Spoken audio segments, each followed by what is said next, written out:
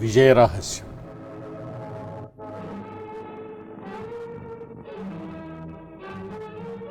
మగధ దేశపు రాజు వీరసేన మహారాజు. అతను తన ప్రజలను కన్నబిడ్డల్లా చూసుకుంటున్నాడు. అతని రాజ్యం సుభిక్షమై సుఖశాంతులతో నిండి ఉంది. దానికి ముఖ్య కారణం రాజు పరిపాలనే కాకుండా అతని రాజ్యంలో మంచి బాధ్యతాయుతమైన పరిపాలనా గణం ఉండటమే.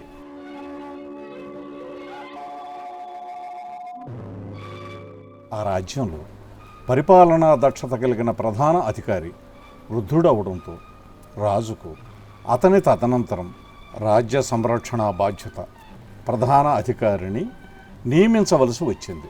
అందుకు గాను రాజు ఆసక్తి కలిగిన ప్రజలను ఆ పదవికి తమ పేర్లను నమోదు చేసుకోమన్నారు.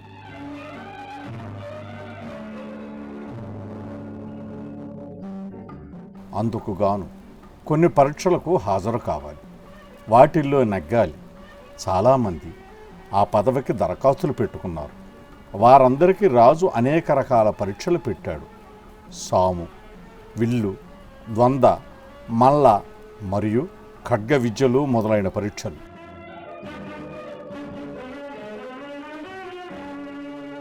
వాటన్నిటిలో నెగ్గి చివరగా మిగిలిన వారు ఇద్దరు యువకులు, సుహాసుడు మరియు మందారకుడు. వీరిద్దరూ సమవిద్యులుగా ఉండడంతో రాజుకు ఎవరిని ఎన్నుకోవాలనేది పెద్ద సమస్యగా మారింది.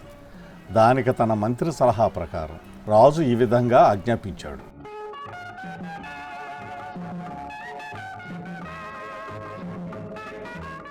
అతి ముఖ్యంగా కావలసింది ప్రజల క్షేమం కదా మంత్రివర్య. కాబట్టి వీరిరువురికి మీరన్న ప్రకారం చివరి పరీక్ష పెడదాము. వారిని రేపు సభకు రమ్మని చెప్పండి అన్నాడు. రాజాజ్ఞ ప్రకారం వారిరువురు రాజు కొలువుకు వచ్చారు. రాజు వారితో, మీ ఉభయులకు నేను 15 రోజులు గడువు ఇస్తున్నాను.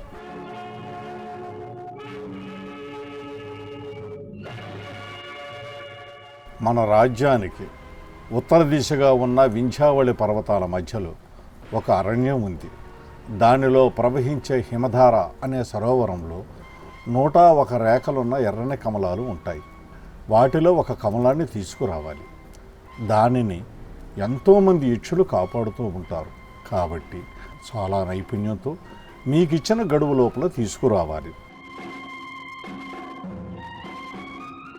ఇది చాలా కష్టసాధ్యమైన పని కనుక గడువులో ఆ కమలాన్ని సంపాదించి తిరిగి వచ్చిన వారిని పరాక్రమవంతులుగా పరిగణించి వారికి ఈ రాజ్యాధికార సంరక్షణ పదవి ఇస్తాను అని చెప్పాడు.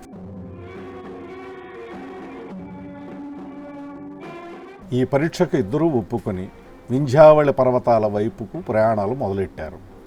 మంత్రికి రాజుకు ఇద్దరికీ తెలుసు వింధ్యావళి ప్రయాణంలో కుబేరపట్నం అనే గ్రామం వస్తుంది. అక్కడ ప్రజలు ఒక చిరుతుపులి ఆగడాల మీద కష్టపడుతున్నారని.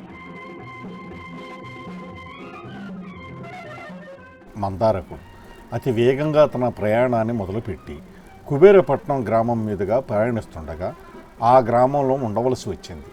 ఆ గ్రామ ప్రజలకు మందారకుడు వీరుడని, రాజు పెట్టిన అన్ని పరీక్షల్లో గెలిచాడని,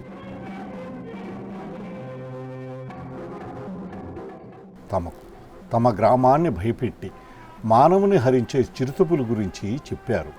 అది చాలా తెలివైనదని, గ్రామ ప్రజలను హతమారుస్తున్నదని, దానిని పట్టుకోవడం వారికి సాధ్యం కావటం లేదని మందారకుడిని ఆ పులిబారి నుండి కాపాడవలసిందిగా కోరారు.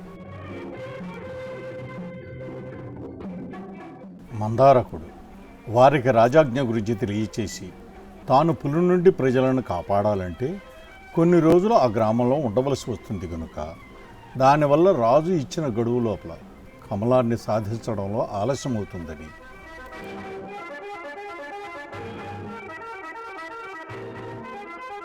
వారు పులిబాధను రాజుగారికి విన్నవించుకోవలసిందిగా చెప్పి రాజుగారు తప్పక పులి సమస్యను తొలగిస్తారని వచించి మరల వింధ్యావళికి ప్రయాణమయ్యాడు.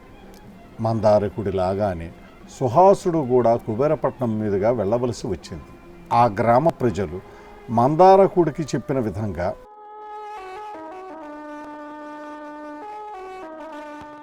చిరుతపులి గురించి చెప్పి దాని బారి నుండి గ్రామ ప్రజలను కాపాడమని కోరారు.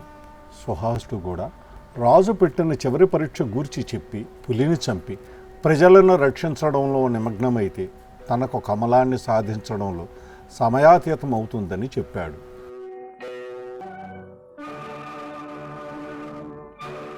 కానీ వారి దైన్యస్థితిని గమనించి తిరిగి తన ప్రయాణాన్ని కొనసాగించలేకపోయాడు. అతనికి ఆ అమాయక ప్రజల ఆర్తనాదాలు, వారి దీనస్థితులు మనసంతా కలిచివేయసాగాయి. రాత్రంతా ఆలోచించి తన ధైర్య సాహసాలతో ప్రజల కష్టాలను తీర్చడానికి సంసిద్ధుడయ్యాడు.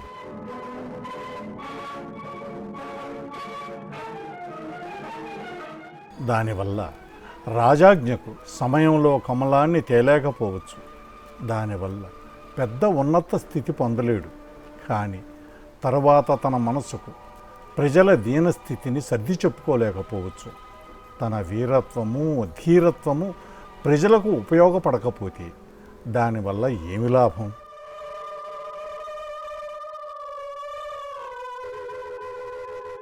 తానే శూరుడైతే తప్పక భవిష్యత్తులో మంచి ఉద్యోగం రాకుండా ఉండదు.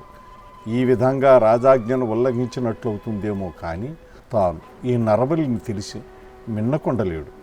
ఈ విధంగా ఆలోచించి సుహాసుడు ఆ గ్రామంలో 2 రోజులు ఆగి తన పరాక్రమాలతో, ధైర్య సాహసాలతో చిరుతపులిని పట్టుకుని దానిని హతమార్చగలిగాడు. గ్రామ ప్రజలు ఎంతో సంతోషించారు. సుహాసుడు తన ప్రయాణాన్ని తిరిగి ప్రారంభించి హిమదారను చేరి అక్కడ యక్షులను మెప్పించి దేదీప్యమానంగా వెలుగుతున్న ఎర్రని కమలాలలో ఒక కమలాన్ని సాధించి యక్షిణ దీవెనలు అందుకుని తిరిగి మగధ దేశానికి 15 రోజులలో చేరి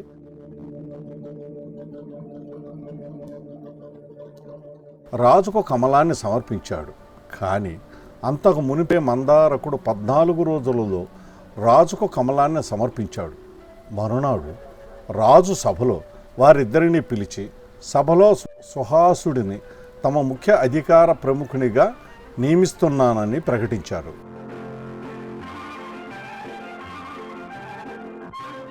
సభలో వారంతా మహారాజు గారి నిర్ణయానికి ఆశ్చర్యపోయారు.